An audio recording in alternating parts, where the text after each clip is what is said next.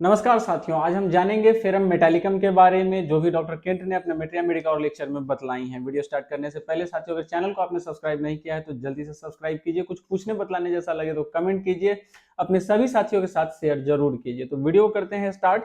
तो हमारा आज का टॉपिक फेरम मेट। तो फेरम मेट के बारे में डॉक्टर केंट कुछ इस प्रकार से कहते हैं कि अब हम फेरम मेटालिकम का अध्ययन आरंभ करेंगे। पुरानी प्रणाली वाले यानी कि पुराने तरीके से जो चलते हैं वैसे हमेशा रक्तहीनता के लिए आयरन का प्रयोग करते हैं। मतलब जो पुराने तरीके से जो इलाज करते हैं लोग, उनके बारे में कह रहे हैं कि रक्तहीनता यानी कि एनीमिया के लिए आयरन यानी लोहा का प्रयोग करते हैं। आयरन दिया जाता है एनीमिया के कंडीशन में, आप जानते हैं। वे इसे बड़ी मात्रा में क्लोराइड का टिंचर और कार्बोनेट के रूप में देते हैं। जब कभी रोगी रक्त स्वल्प यानी कि एनीमिक हो जाता है, पीला मोम की तरह और कमजोर हो जाता है, तो आयरन ही बलदायक होता है। आयरन उस समय उसको ताकत देता है।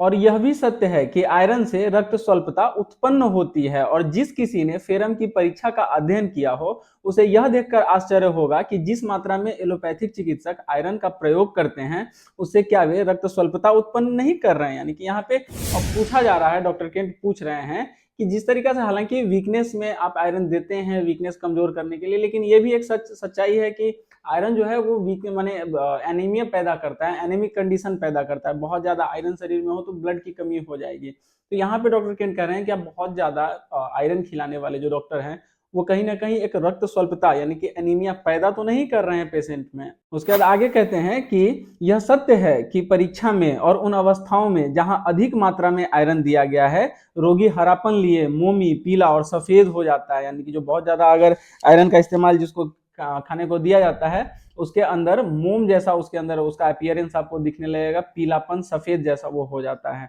उसका चेहरा रोगियल मतलब बीमार जैसा और रक्त स्वल्प हो जाता है। आपको एनीमिया के लक्षण उसमें दिखने लगते हैं। होंठ पीले हो जाते हैं, कानों की लाली चली जाती है। नॉर्मली हमारे कान जो होते हैं, थोड़ा सा बॉडी के अन्य पार्ट से कंपेयर किया जाए तो उसमें रेडनेस ज्यादा दिखता है, कान हमारे थोड़े से लाल दिखते हैं। तो एनीमिया माने इस तरह के कंडीशन में जब जो बहुत ज्यादा आयरन अगर खिलाया गया है तो उनके कानों की लाली चली जाती है, उनके कान भी सफेद जैसे पड़ जाते हैं, या उनका जो भी कलर हो वो डार्क जैसा हो जाता है। उसके बाद शरीर की त्वचा मोमी हो जाती है। शरीर का त्वचा माने स्किन जो है आपके बॉडी का, वो मोम जैसा पीलापन लिए हो जाता है। और रक्त स्राव की प्रकृति उत्पन्न हो जाती है। कभी कभी थक्के के रूप में यानी कि क्लॉटेड रूप में रक्त स्राव होता है, माने ब्लड डिस्चार्ज भी होता है तो वो क्लॉटेड के रूप में, पर साधारणतः बहुत ज्यादा पतला तरल रक्त बहुत काला निकलता है। थक्के अलग हो जाएंगे और तरल भाग भूरा, मैला और पानी की तरह दिखाई देने लगेगा। मतलब कि उसका ब्लड जो डिस्चार्ज होगा उसमें क्लॉट जो है वो अलग हो जाएगा, और जो लिक्विड यानी कि हम जो कहते हैं कि ब्लड में जो वाटर कंटेंट होता है वो थोड़ा सा भूरा जैसा, मैला जैसा, पानी की तरह का अलग दिखाई देने लगता है। रोगी क्रमशः क्षीण होता जाता है यानी वीक होता जाता है। वह सहनशीलता के अयोग्य हो जाता है, मतलब वो कुछ भी बर्दाश्त करने के लायक नहीं रहता बिल्कुल भी। उसके बाद कहते हैं उसकी पेशियां थुलथुली और ढीली हो जाती हैं। वह पीला और मोम की तरह हो जाता है। सब मांसपेशिक तंतु यानी कि जितने भी मस्कुलर लिगामेंट्स हैं, किसी तरह के परिश्रम से क्लांत हो पड़ते हैं। कुछ भी अगर हल्का सा काम करे तो बिल्कुल सुन्न सा, बिल्कुल अक्रिय हो जाएगा, जैसे काम करने के लायक न रहा। तेज व्यायाम या कोई गैर मामूली श्रम असंभव हो जाता है। बहुत तेज व्यायाम करना या बहुत ज्यादा ताकत लगाने वाला कोई काम जो है उससे होना मुश्किल हो जाएगा। कोई तेज परिश्रम या गति कमजोर श्वास कष्ट, क्लांति और मूर्छा उत्पन्न कर देते हैं। कोई भी तेज परिश्रम हो या कोई तेज अगर गति से वो चले या कुछ करे तो कमजोरी, बहुत ज्यादा श्वास कष्ट दिखेगा, क्लांति आ जाती है, बिल्कुल शरीर शून्य सा होने लगता है, मूर्छा भी उत्पन्न कर सकता है ये कंडीशन। उसके बाद कहते हैं फेरम की धातुगत प्रकृति में सर्वत्र यह एक बड़ी बात है कि सभी दर्द और तकलीफें विश्राम के समय उत्पन्न होती हैं। यानी कि यहाँ पे कह रहे हैं कि फेरम की एक कहें कि धातुगत कहें या फिर जो कहें प्रकृति में, इसके नेचर में ये एक सिम्टम है खास कि सभी दर्द और तकलीफ जो है वो विश्राम के समय उत्पन्न होने लगती है। आराम करने के समय ही कभी कभी कलेजे में धड़कनें होती हैं। श्वास कष्ट विश्राम काल में ही होता है, और श्वास कष्ट जो होता है वो विश्राम काल में ही होता है। यहाँ तक कि कमजोरी भी इसी समय आती है। धीरे धीरे चलने पर रोगी के उपसर्ग उपशम होते हैं, पर किसी भी श्रम से क्लांति और मूर्छा आ जाती है। कोई भी तीव्र गति उपसर्ग बढ़ा देता है। घर में धीरे धीरे चलने पर दर्द घटता है, जिससे कि श्रम, उत्तेजना या थकावट न पैदा कर दे। बहुत से रोगों में तो रोगी शीतग्रस्त रहती है, चमड़ा दबाने पर गड्ढा पड़ जाता है और पीला रहता है। इतने पर भी चेहरा देखने पर रक्तपूर्ण यानी कि प्लेथोरिक की तरह मालूम होता है। जरा सी भी उत्तेजना मिलने पर चेहरा तमतमा उठता है। शीत के समय चेहरा लाल हो जाता है यानी ठंडे के समय। शराब या स्फूर्तिदायक पदार्थ लेने पर चेहरा तमतमा उठता है यानी कि किसी तरह का शराब हो गया या कुछ भी ऐसा जो अलग तरह का एनर्जी देता हो, एनर्जी ड्रिंक वगैरह या इस तरह का कोई भी चीज, तो उससे जो है चेहरा जो है तमतमा उठता है। और थुलथुला रहने पर भी रोगी शिथिल तथा क्लांत हो जाता है। क्लांत मतलब होता है साथियों वही शिथिलता, मतलब एक सुन्नपन सा आ जाना कि कुछ करने के लायक न रहे, इस तरीका का, एकदम जैसे थक गया हो, काम करने का ताकत नहीं बचा उस तरीका का। तो क्लांति और उसी के साथ साथ शिथिलता यानी कि अकार्यशीलता, मतलब कुछ शून्य जैसा हो जाना। रोगिणी को अपनी संगिनियों की सहानुभूति नहीं प्राप्त होती, वह कमजोर रहती है। उसे हृदस्पंदन और श्वास कष्ट होता है। हृदस्पंदन यानी कि पैल्पिटेशन और श्वास कष्ट, आपके रेस्पिरेशन में प्रॉब्लम, उसमें बहुत कमजोरी रहती है और काम करने की शक्ति नहीं रहती। उसे परे रहने की इच्छा होती है। इतने पर भी चेहरा तमतमाया रहता है। इसे कृत्रिम रक्ताधिक्य धातु यानी कि स्यूडोप्लेथोरा कहते हैं। रक्तवाहिनियां तनी रहती हैं, सिराएं फूली रहती हैं। रक्तवाहिनियां यानी कि आपके ब्लड वेसल्स है वो उसमें उनमें टाइटनेस रहेगा, तनी रहेंगी, सिराएं फूली रहेंगी और उनके आवरण ढीले रहते हैं। इसी वजह से सहज में ही रक्तस्राव होता है। कोशिकाओं से स्राव, शरीर के सभी अंशों से रक्तस्राव, नाक, फेफड़े तथा जरायु से रक्तस्राव। स्त्रियों के जरायु से बहुत अधिक रक्तस्राव होता है, खासकर वयः संधि काल के समय और उसके बाद में। इसमें फेरम बहुत उपयोगी होता है। लक्षण मिलने पर उस रक्तहीन अवस्था में भी, जिसे हरित रोग यानी कि ग्रीन सिकनेस कहते हैं, जो लड़कियों को जवानी आने के समय तथा उसके बाद के वर्षों में होता है, उसमें बहुत फायदा करती है। यहाँ हरित रोग साथियों ग्रीन सिकनेस क्लोरोसिस के तरह का एक कंडीशन होता है। उसके बाद कहते हैं, यानी आप इसको क्लोरोसिस ही कह सकते हैं, तो उसके बाद कहते हैं प्रायः रजस्राव नहीं होगा यानी कि मेंस्ट्रुएशन नहीं होगा, पर खांसी आने लगेगी, बहुत पीलापन रहेगा। यह रोग लड़कियों में इतना फैला हुआ है कि सभी माताएं इसे जानती हैं और इसे भय खाती हैं। आपकी विस्तृत चिकित्सा में आपको हरित पांडु यानी कि क्लोरोसिस रोग की बहुत सी रोगनियां मिलेंगी। तो वही बात कर रहे हैं कि वही क्लोरोसिस जैसे कंडीशंस।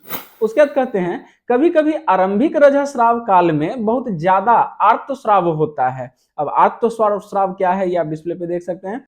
इसके बाद बहुत कमजोरी आ जाती है और यह लगातार कई वर्षों तक, इसके पहले की नियमित मासिक रजस्राव ही शुरू न हो जाए तब तक जारी रहता है। ऐसी रोगियों को एलोपैथिक चिकित्सक गहरी मात्रा में लोहा खिलाया करते हैं, माने कि आयरन की गोली और ये सब दिया करते हैं। पर जितना ही आयरन खिलाया जाता है रोगिणी यानी कि जो भी पेशेंट है वो उतनी ही बदतर होती जाती है, उनका कंडीशन उतना ही बेकार होता जाता है। रक्त संचय, लाल चेहरे के साथ ऊपर की ओर दबाव, माथा, हाथ पैर सब ठंडे, पर माथे और चेहरे का ताप लाल चेहरे के अनुकूल बिल्कुल ही नहीं रहता। यह मालूम होगा कि फेरम में यह ऊपर की ओर रक्त संचय जारे का दौरा होने के समय पूयज ज्वर यानी कि सेप्टिक फीवर जिसे हम कहते हैं, या दूसरी तरह के ज्वरों में ही होता है, तथा सदा माथा गर्म नहीं रहता, कभी कभी ठंडा भी रहता है, चेहरा भी लाल और ठंडा रह सकता है। उसके बाद कहते हैं कि फेरम का दूसरा वृहत स्वरूप चाइना की तरह है। इसमें जैव रस के क्षय के कारण उपसर्ग उत्पन्न हो जाते हैं। जैसा कि चाइना में आप देखते हैं कि किसी तरह का बहुत ज्यादा डिस्चार्ज अगर हो जाए तो उसके वजह से वीकनेस, तो वही चीज आपको यहाँ फेरम में भी दिखता है। बहुत दिनों तक श्राव होने के कारण साथ ही कमजोरी भी बहुत समय तक बनी रहती है। इसका सुधार नहीं होता, समीकरण नहीं होता। हड्डियां कोमल रहती हैं और सहज में ही झुक जाती हैं, वे टेढ़ी पड़ जाती हैं। छीन कमजोर लड़के, संधियों का सूखापन जो चलने पर करकर आवाजें देती हैं। नकली रक्त पूर्णता के साथ एकाएक शरीर छीन हो जाना। चेहरे की लाली, देखने में स्वस्थ चेहरा, उसका जो राह में तेज नहीं चल सकता था, सीधा खड़ा नहीं हो सकता। इतने पर भी फेरम के कुछ उपसर्ग व्यवसाय में लगे रहते हैं, कुछ कुछ करते रहते हैं। थोड़ा सा व्यायाम करते रहने पर अच्छे रहते हैं, क्योंकि इसकी बीमारियां आराम करने के समय उत्पन्न होती है। ये आपको याद होगा शुरू में बताया गया है। तो कहते हैं कि स्नायु की बहुत अधिक उत्तेजनशीलता और असहिष्णुता, उसी के साथ दर्द का बहुत अधिक अनुभव होना। फेरम की जरूरत रहने वाली असहिष्णु स्त्री का चेहरा तमतमाया रहता है तथा वह हमेशा ही शिकायत किया करती है, क्योंकि उसे सहानुभूति प्राप्त नहीं होती, मतलब कि सिंपैथी उसको अच्छा नहीं लगता, वो उसको प्रॉब्लम होता है। वह बीमार नहीं दिखाई देती, इतने पर भी वह सीढ़ी चढ़ने पर हाँफती है, उसे कमजोरी मालूम होती है और लेट जाना चाहती है। चुप रहने पर बेचैन, अंगों को बाध्य होकर हिलाते रहना पड़ता है या चलाते रहना पड़ता है। प्रत्यंगों में छेदने की तरह दर्द, एक मतलब पेनिट्रेटिंग पेन आपको दिखता है। प्रत्यंगों में धीमा यंत्रणाप्रद वेदना यानी कि दर्द, पल्सेटिला की तरह शांत भाव से धीरे धीरे चलने पर यह चला जाता है। परफेरम एक बहुत ठंडी दवा है तथा इसके रोग गर्मी से घटते हैं, पर गले का, चेहरे का और दांतों का दर्द ठंडे प्रयोग से घटता है। यानी कह रहे हैं कि फेरम मेटालिकम जो है वो नॉर्मली जो उसके प्रॉब्लम्स होते हैं वो गर्मी से घटते हैं, ठंड से बहुत ज्यादा बढ़ता है।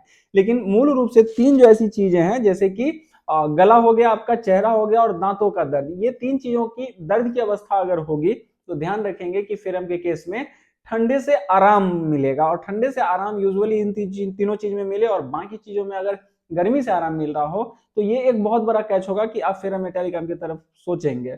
उसके बाद कहते हैं, पर अधिकांश दर्द ताप से घटते हैं। रोगी गर्म रहना चाहता है तथा ताजी हवा के झोंक से भय खाता है। उसके बाद कहते हैं, कमजोरी और सुस्ती, बोलने पर कमजोरी मालूम होना, अनियमित नारी और तीव्र नारी या बहुत ही सुस्त नारी के साथ सुस्ती, कलेजा धड़कना और इसके बाद पक्षाघाती दुर्बलता आती है। अंग अपना काम त्याग देते हैं। रक्त स्वल्पता या रक्तस्राव के कारण पक्षाघातिक दशा, रक्तस्राव के कारण मूर्छा का दौरा यानी कि ब्लड डिस्चार्ज होने के वजह से जो है बेहोशी का अटैक बार बार आना, पेशियों में झटका और ऐंठन, नर्तन रोग जिसको कि आप कोरिया के रूप में जानते हैं साथियों, नर्तन रोग। उसके बाद निस्पंद वायु। उसके बाद मानसिक लक्षण बता रहे हैं कि मानसिक लक्षणों की प्रकृति का अब आप सहज ही अनुमान लगा सकते हैं, क्योंकि वे भी शारीरिक लक्षणों की तरह ही होते हैं। मन चंचल और रोगी आंसुओं से भरा रहता है। हताश भाव मतलब बिल्कुल होपलेस जैसा। मानसिक क्लांति और अवसाद, सर्वोच्च अवसाद और निराशा। अवसाद मतलब एक सैडनेस का, एक समझिए कि एक जो अवस्था होती है उसको अवसाद जो हम कहते हैं। थोड़े भी कारण से चिड़चिड़ापन से घबराहट होता है। हल्की सी आवाज कागज की खरखराहट की तरह रोगी को बेहोश बना देती है। यह स्नायुविक उत्तेजना और बेचैनी उत्पन्न करता है। उसे उठना और चलते फिरते रहना पड़ता है। जरा भी रुकावट मिलने पर उत्तेजना आती है।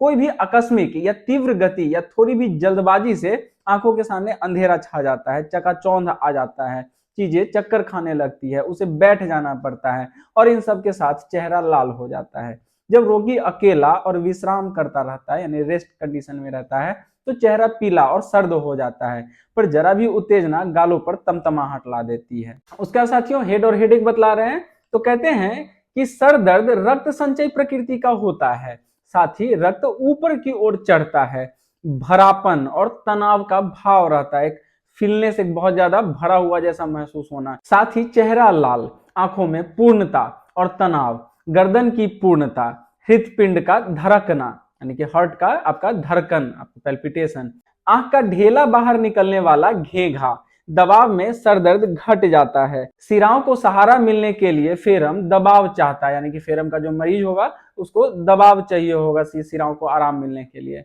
हथौड़ा मारने की तरह सर में धमक, प्रत्येक वेग की गति सरदर्द को बढ़ा देती है। खांसने पर सरदर्द बढ़ता है। खांसने के बाद पश्चात मस्तक और मस्तक में दर्द होता है। धीरे धीरे टहलने पर दर्द कभी कभी उपशम हो जाता है, यानी कि धीरे धीरे टहलने पर कभी कभी दर्द जो है आराम हो जाता है। सीढ़ी चढ़ना, नीचे बैठना, अपनी जगह से उठना जब तक कि खूब मनोयोग से नहीं होता, फेरम की सब बीमारियों को बढ़ा देगा। कोई भी आकस्मिक गति हथौड़ी मारने की तरह दर्द और माथा फैलने का भाव उत्पन्न कर देता है। इसके बाद कुछ न कुछ खोचा मारने या फाड़ने की तरह दर्द पैदा हो जाएगा।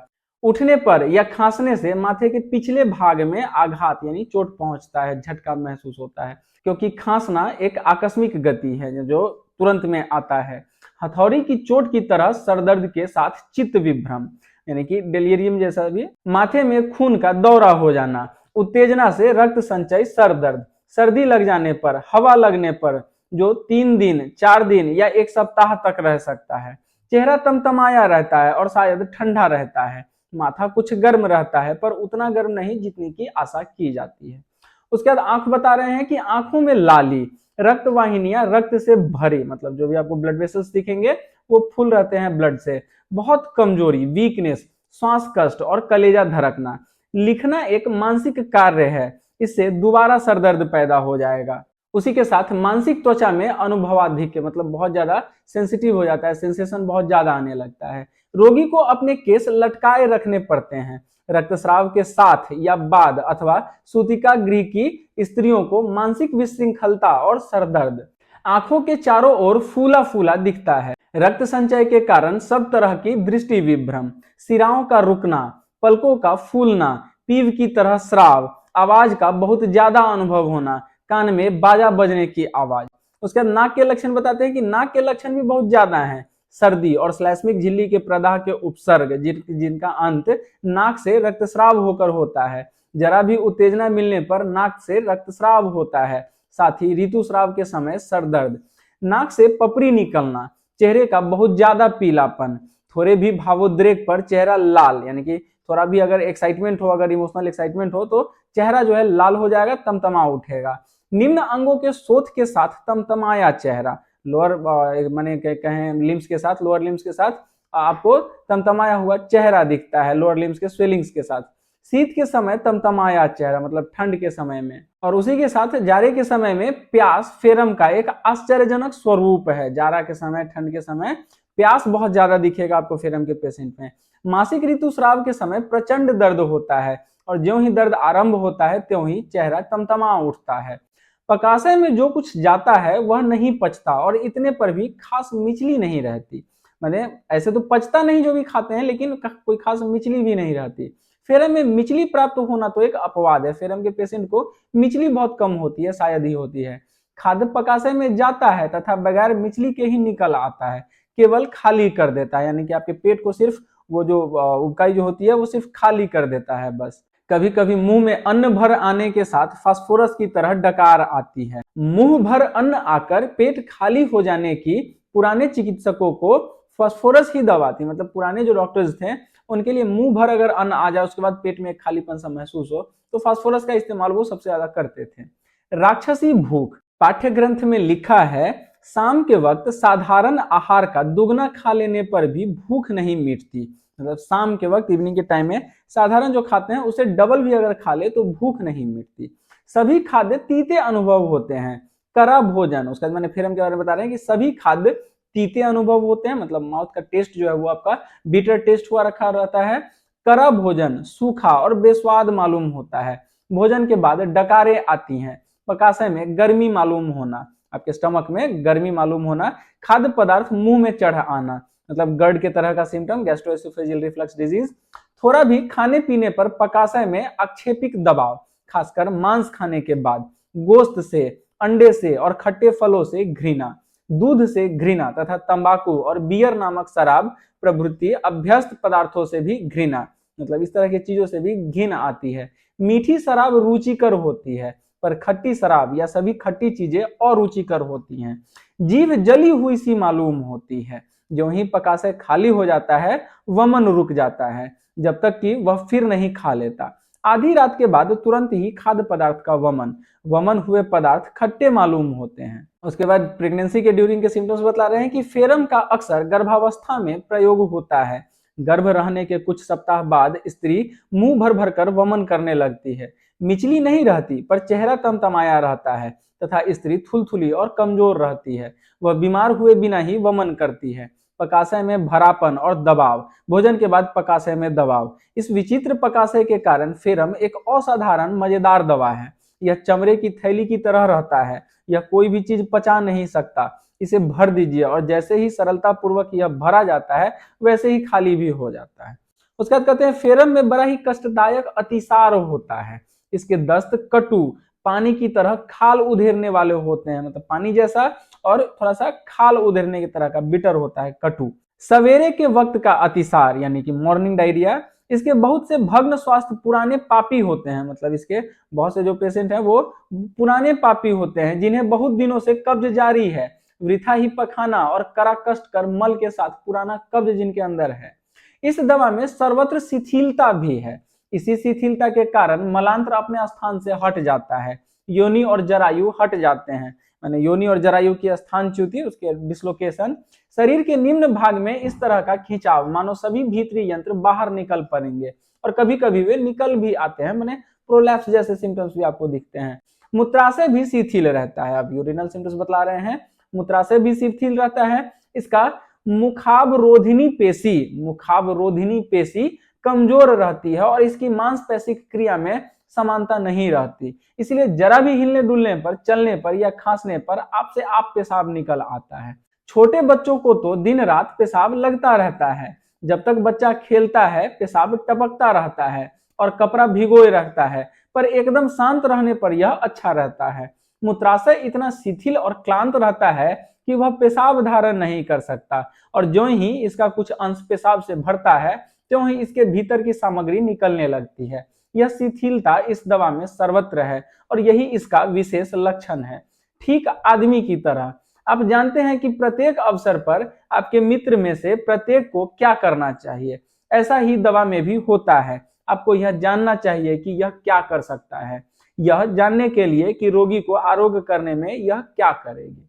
उसके बाद कहते हैं फेरम में जनेंद्रियों की कमजोरी और शिथिलता तो एक साधारण बात है, इसलिए मासिक रजस्राव भी वैसा ही होता है। बहुत ज्यादा पानी की तरह स्राव, रक्तस्राव या स्राव ही रुक जाना, रजोरोध, बिल्कुल ही रजस्राव न होना, बिल्कुल एमेनोरिया हो जाता है, सिर्फ श्वेत प्रदर का स्राव होना, लिकोरिल डिस्चार्ज सिर्फ निकलना, अत्यधिक स्नायविक उत्तेजना के साथ रजस्राव का रुक जाना, अत्यधिक स्नायविक उत्तेजना यानी कि नर्वस एक्साइटमेंट, साथ ही चेहरा तमतमाया, कमजोरी और कलेजे में धड़कन, योनि की स्थानच्युति, संगम के समय योनि में चेतना राहित्य, मतलब कुछ महसूस ही नहीं होना, सुनपन जैसा, अतिरजा, मेट्रोरेजिया भी आपको देखने को मिल सकता है, बहुत जल्दी जल्दी रजस्राव, बहुत मतलब जल्दी जल्दी फ्रीक्वेंट जो है उसका रजस्राव आता है, बहुत ज्यादा और बहुत दिनों तक बना रहता है। मतलब एक तो प्रोलॉन्ग रहेगा, बहुत जल्दी आएगा, समय से पहले आएगा और बहुत ज्यादा मात्रा में निकलेगा, प्रोफ्यूज मात्रा में निकलता है।